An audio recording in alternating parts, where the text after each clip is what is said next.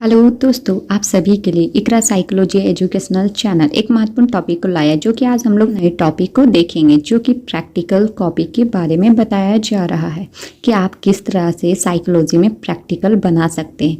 तो आज हम लोग देखेंगे EPQ, जिसे आइजेंक पर्सनालिटी क्वेश्चनर कहते हैं। तो सबसे पहले हम लोग प्रॉब्लम लिखेंगे। तो प्रॉब्लम क्या है? To measure the personality of the test using Hindi adaptations of Eysenck personality questionnaire. इस टेस्ट को कराने पहले आपको इस तरह से क्वेश्चनर आपके दिया जाएगा। इंट्रोडक्शन जिसे कहते हैं, HJ आइजेंक 1960-94 ने 1956 में व्यक्तित्व को मापने के लिए लंदन मैड्सले अस्पताल में एक व्यक्तित्व आविष्कार हुआ था। इस आविष्कार के द्वारा केवल 2 व्यक्तित्व बीमाओं जिसे बहिर्मुखता और अंतर्मुखता बीमा का मापन संभव हुआ था। फिर आइजेंक ने 1952 में इस आविष्कारिकता को बढ़ाया, संशोधित किया और इसमें ऐसे एकांशों को जोड़ दिया जिससे व्यक्तित्व की तीसरी बीमा झूठ बोलने की प्रवृत्ति को आइजेंक व्यक्तित्व पर्सनालिटी का नाम दिया गया। यह आविष्कार लोकप्रिय आविष्कार के रूप में प्रमाणित हुई। आइजेंक द्वारा यह आविष्कार झूठ बोलने की प्रवृत्ति कब प्रमाणित हुई? तो 1952 में।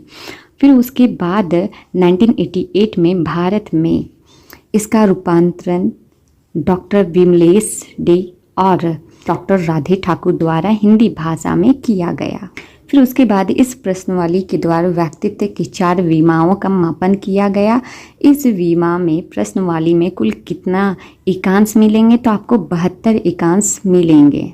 जैसे कि आपको सबसे पहले आपको ये क्वेश्चनर मिलेगा। क्वेश्चनर में जो पर्सनल डिटेल्स देख रहे हैं आगे वो भरने के लिए कहा जाएगा। उसी तरह से इसमें हाँ और ना में ही जवाब देना है। ये आपके टोटल्स एकांश हुए जो कि कुल 72 है, 72। तो आपको इस तरह से प्रैक्टिकल कॉपी में लिखना होगा एक्सट्रोवर्जन इंट्रोवर्जन के बारे में कि इस बीमा में 2 तरह के शील गुण को सम्मिलित किया गया है। तो कौन कौन से शील गुण को सम्मिलित किया गया है? तो इसमें लज्जा, गंभीरता, संकोचशील, रूढ़िवादी इत्यादि। इसके विपरीत बहिर्मुखता की पहचान या विशेषताओं में उदारता, लचीलापन, सामाजिकता, क्षेत्र स्वतंत्रता इत्यादि। अंतर्मुखता और बहिर्मुखता में व्यक्तित्व के बीच केवल मात्रा का अंतर होता है। इस बीमा को हम इस अक्षर से पहचान करेंगे। नेक्स्ट आपको लिखना होगा कि न्यूरोटिज्म स्टेबिलिटी, जिसे N से इसे इस बीमा में भी 2 शील गुणों को सम्मिलित किया गया है जो कि स्नेह विकृति की विशेषता या पहचान, अधिक चिंता, संदेह, अधिक संकेतशीलता, संवेदन की कम संवेदन की प्रवृत्ति इत्यादि। स्थिरता की विशेषता या पहचान, मध्यम चिंता, विचार में स्थिरता एवं संगति, संवेगात्मक नियंत्रण इत्यादि। इन दोनों के बीच केवल मात्रा का अंतर होता है। नेक्स्ट है साइकोटिज्म रिलीजन, इसे P से डिनोट करेंगे। मनोविक्षिप्तता की पहचान या विशेषता एकाग्रता की कमी, कल्पना अधिकता, कमी, अमूर्त पक्ष की अधिकता इत्यादि है।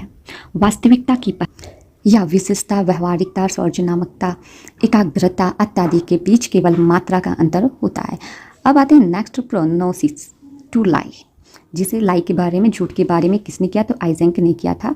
और इस टेस्ट में EPQ क्वेश्चनर में ये सबसे ज़्यादा लोकप्रिय माना गया था। तो इस व्यक्तित्व की इस बीमा का अर्थ यह है कि व्यक्तित्व में झूठ बोलने की प्रवृत्ति पाई जाती है। कुछ लोगों में यह प्रवृत्ति अधिक होती है तो कुछ में कम होती है।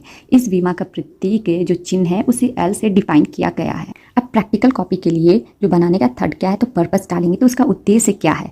तो आइजेंक पर्सनालिटी क्वेश्चनर में हिंदी रूपांतरण द्वारा परीक्षार्थी के व्यक्तित्व का मापन करेंगे। उसके बारे प्रिलिमिनरी है, उसका नाम लिखेंगे, यौन, सेक्स, शिक्षा, मानसिक स्थिति। टेस्ट मटेरियल में क्या क्या यूज होगा?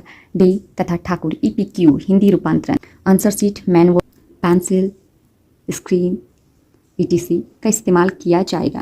नेक्स्ट आपका टेस्ट प्रोसीजर का यूज़ किया जाएगा। तो सबसे पहले आपको टेस्ट डिज़ाइन बनाना होगा, जो कि आपके स्क्रीन में दिख रहा है। टेस्ट डिज़ाइन आप किस तरह से बना सकते हैं? तो डायमेंशन क्या है? तो E से जैसे कि हम लोग बोले थे एक्सट्रोवर्जन, N से क्या डिनोट किया जाएगा? न्यूरोटिज्म, P से क्या डिनोट किया जाएगा? साइकोटिज्म, और L से क्या डिनोट किया? प्रोनोसिस टू लाई। तो मैक्सिमम स्कोर 18 है, जो कि 72 टोटल क्वेश्चन नायर में क्वेश्चन है। ऑप्टेंट स्कोर परसेंटाइल। इस तरह से आपको टेस्ट डिज़ाइन तैयार करना होगा। नेक्स्ट क्या है, अरेंजमेंट फॉर द टेस्ट है। परीक्षार्थी को बगल में बैठाया गया, ईपीक्यू की परीक्षण पुस्तक दिए जाएगा, उत्तर पत्र, मैनुअल इत्यादि सामग्रियों को उपलब्ध कराया जाए। फिर हर बार जैसे टेस्ट में आप जनरल इंस्ट्रक्शन देते हैं कि मैं आपको जब तक पुस्तिका दूंगी उसमें से 72 क्वेश्चन आयर होंगे, प्रत्येक प्रश्न के सामने हाँ तथा ना लिखा हुआ होगा, आपको उत्तर वाले भाग में निर्देशन लिखा हुआ होगा, कृपया उसे अच्छी तरह से समझ लें और आप उत्तर पत्र में दिए गए क्वेश्चन को आपको एक उत्तर पत्र भी दिया जाएगा, जो कि आप प्रश्न को पढ़कर इसे उत्तर पत्र पर अंकित हाँ या ना का चिन्ह लगाएंगे। फिर इसमें दिया है actual administrations of the test भी क्या है, तो परीक्षार्थी के साथ बातचीत करने के दौरान ही समान निर्देशन देंगे। उसके बाद परीक्षा पुस्तिका, उत्तर पत्र, फिर अंकन कुंजी की सहायता से दिए गए उत्तर के आधार पर अंकन किया जाएगा। फिर प्राप्त स्कोर्स के आधार पर परसेंटाइल निकाला जाएगा। आपको ये भी बनाना होगा personality, dimension, numbers of the items क्या है, तो इस तरह से भी आपको एक प्रैक्टिकल कॉपी में लिखना हो। जब आप डेटा कलेक्शन कर लेंगे तो उसके बाद डायमेंशन, स्कोर, परसेंटाइल नॉर्म, तो परसेंटाइल जो नॉर्म आता है वो कहाँ से आएगा, वो हम आपको रिजल्ट टेबल दे देंगे, उसी हिसाब से आप कर लीजिए।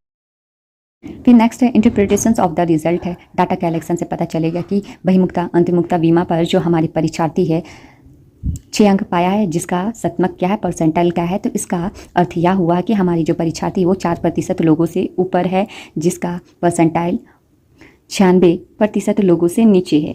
इसमें बताया गया है कि बहिमुक्ता का शील गुण इसमें एक्सट्रीमली लो है।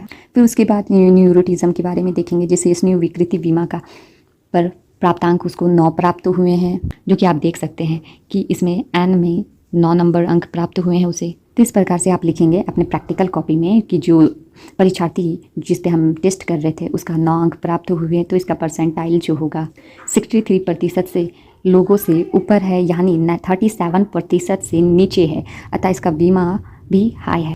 फिर नेक्स्ट है पी, जिसे साइकोटिज्म कहा जाता है। इसमें परीक्षार्थी का प्राप्त अंक 100% है। इसका अर्थ यह हुआ है कि वह 100% लोगों से ऊपर यानी 0% लोगों से नीचे है, अतः यह बीमा पर भी वह एक्सट्रीमली लो में आया है। फिर एल से क्या बोलेंगे, तो इसमें झूठ बोलने की प्रवृत्ति बीमा पर परीक्षार्थी का जब स्कोर निकाला गया तो उसका 7% निकला है, जो कि इसका मतलब यह हुआ कि वो 6% लोगों से ऊपर और 94% लोगों से नीचे है, अतः झूठ बोलने की प्रवृत्ति उसमें एक्सट्रीमली लो है।